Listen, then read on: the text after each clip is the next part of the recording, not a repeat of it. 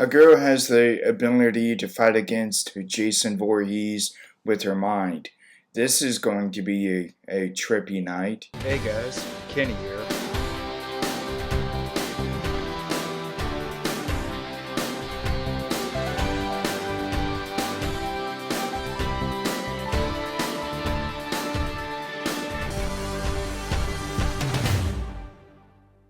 Stay cool and relax to the movies. Bye. Hey guys, it's Kenny here.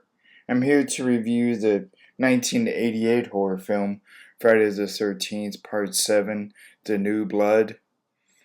And this has to do with a girl named Tina who has telepathic abilities to move things with her mind. And she accidentally and unknowingly awakens Jason Voorhees after being killed in Friday the 13th, Part 6, Jason Lives.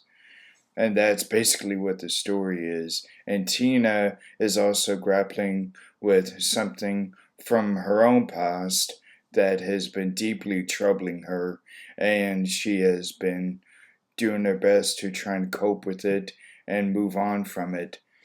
But so that is what the film is about.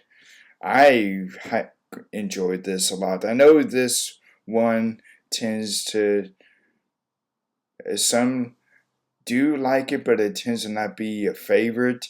But this one I greatly enjoyed. And this is the one where Kane Hodder first makes his appearance as Jason Voorhees.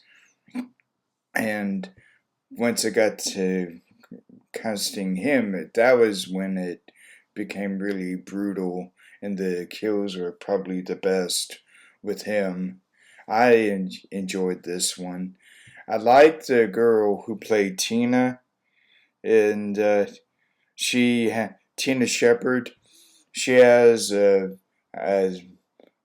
really tragic event that happened early on in her life, in her childhood, that she still is having trouble coping with and grappling with. And whenever that seems to be brought up, that triggers her telepathic mind ability, mainly when she gets upset. So she's been learning how to control that, so she could use it to her advantage. And she has been wanting to try and get rid of it all her life up to this point. And this is incredible. The makeup and prosthetic effects are incredible, especially with Jason Voorhees in this. After the events of Part 6, Jason Lives, he must have been down there for quite a while. When he comes up in this, out of the water, he certainly can see that he has been down there for some time, and he is rotting and decaying away. You could see his spine pretty prominently, and other flesh decaying and rotting off. And the way Jason looks without the mask is incredible. Many say that is probably the best he has ever looked without the mask. And it's this is one that I can certainly connect with, because not telepathic abilities, but I can certainly connect with that, with the emotional story of it, because when she awoke Jason, it's like I think that also haunted her past with Jason Voorhees, and she's afraid for her life now because of him now being brought back from the lake. And they're not at camp. They do return to Camp Crystal Lake, and it's I liked the man who is the psychologist in this. He was great, and I know that he was well meaning, but there's still her Tina and her mom were not really pleased with what he was doing with and his methods, and because all he was trying to do was make Tina's abilities come to the forefront where they're more prominent, basically. And that's something that you can certainly sympathize with, yeah, at any time in history. And I liked how they had the practical effects of whenever she moved anything, it was probably either a magnet when it was sitting on something, and it was a magnet that moved it, or it was stop motion.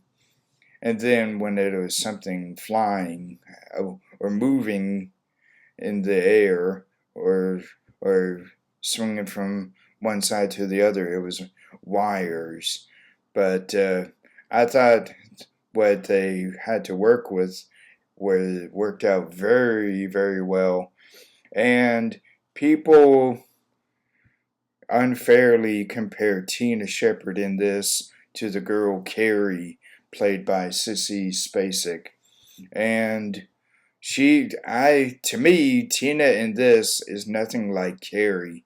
She keeps being called Dollar Store Carrie for some weird reason. I get it, but it also makes no sense because they both have completely different traumas. And she shows and uses her ability throughout the film at different times. Whereas Carrie, shows at near the end of the film, and and so Tina gets unfairly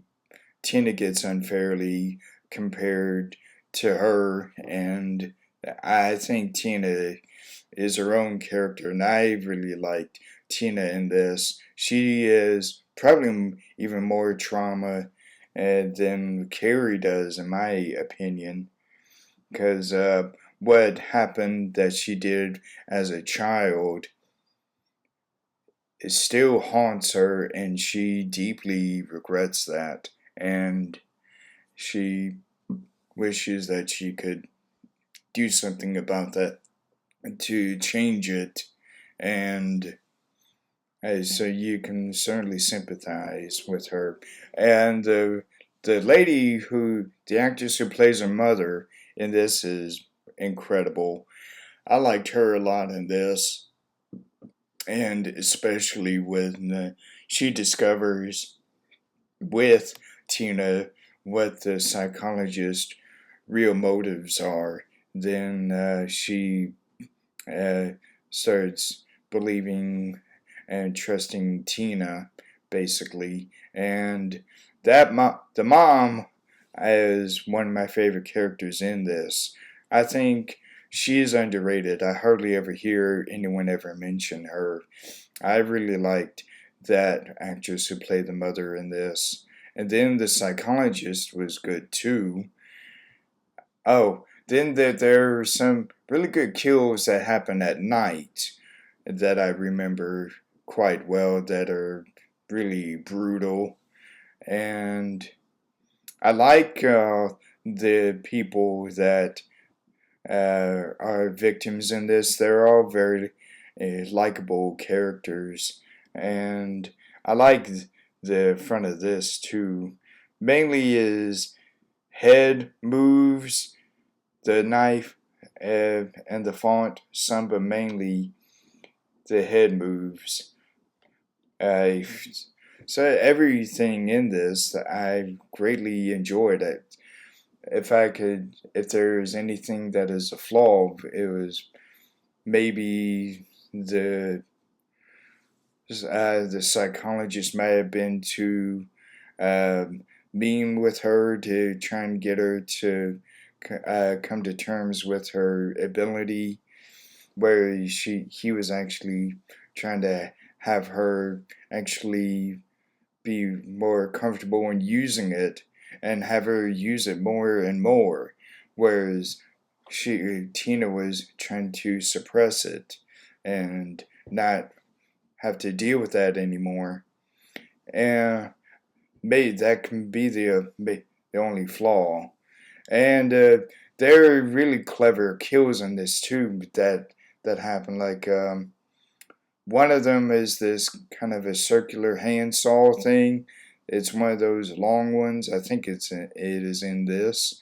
And then there's this old man that is out.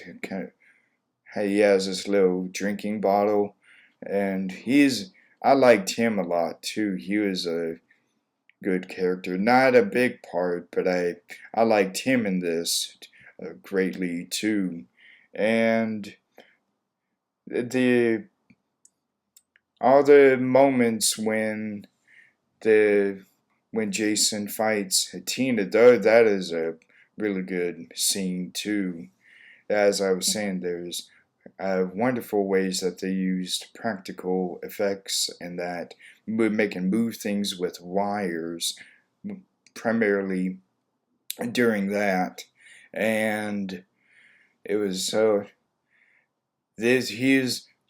Kane Hodder is uh, is really brutal in this, and they picked a very good actor to be in this. I thought he was really great. Oh, and then there's this actor who plays the boyfriend of Tina in this, who is a wonderful actor. I thought he was excellent in this, and he certainly uh, got to be a very likable character. He is one of my favorites in this. One of my favorite characters that are a boyfriend to a girl, and he certainly he does his best to put up a really good fight against Jason. And the funny thing was that actor who is the boyfriend and Kane Hodder, they were in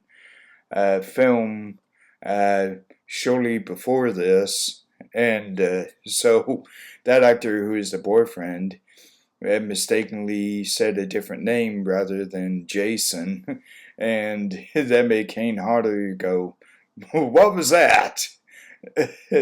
So that was a bit of trivia that I found kind of funny, and it's that's basically all that I have to say about this. But I think that would be the only flaw. I liked the girl who is Tina a lot in this, but I know this tends to not be a big favorite, but I enjoy this one a lot. So I think that's all I have to say about that one.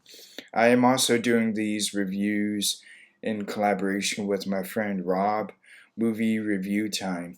Please subscribe to his channel and watch his videos when he uploads them. Click subscribe up here on my channel or down here if you're watching the video by itself. Yeah, like, comment, and subscribe. So stay cool and roll out to the movies. Bye.